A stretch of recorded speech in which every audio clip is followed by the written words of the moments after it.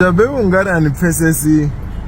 important a piece of art uri ubo kwamba ngamini. Gori karana nichipfesesa uri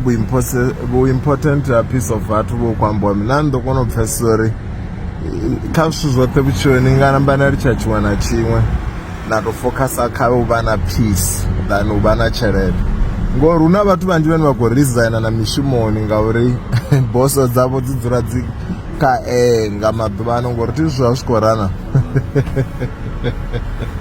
dzikovuya apa manivone ndiri una vatu vane ndiri pachera vone ne ndikozvibva uri hauna mishumo South Africa mari navari ndiyodzirayana ara ndikotoyotola dzimbuyu namaberegisi nami ndidhilere zvesvo ndidani ngori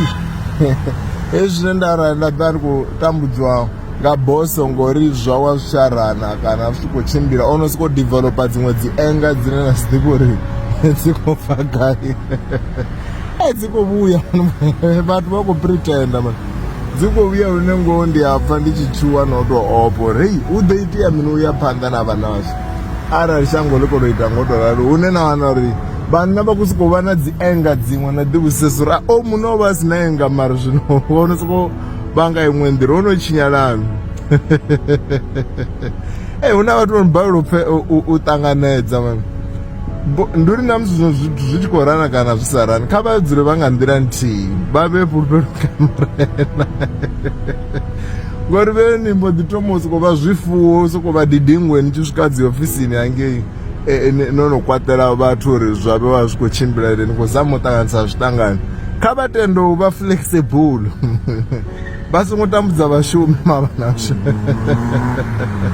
ronikaidze zvasilei queen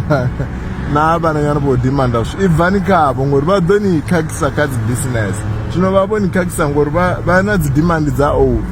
ende vevanichakona kusvikelela zvingori manda operala ende zvazvichakona dzee zvavati vavasikopfongari vakofeira matsiko hayi nikotiajustana downgrade natendobva kavalwadzi ava nachira vuchirwa simple wovuchirwa vudhuri mavanazvo nerikodichira rina 100 randa ati harina dzipride ende ari kuchirero puruvhera muti chitu nerikodiitira zvarine namita na rina ku 100 randa kwarine riyadhilera wekula kumili kwanandosi kwa 55 randa lichikovera rorenga hot wings mili ita ungari 8 randa kana dhuva lokovera mari veni kuyaga zvifuwo lazvine zvikaka about 200,000 every week. Ninde wana gacha denga pona wanash.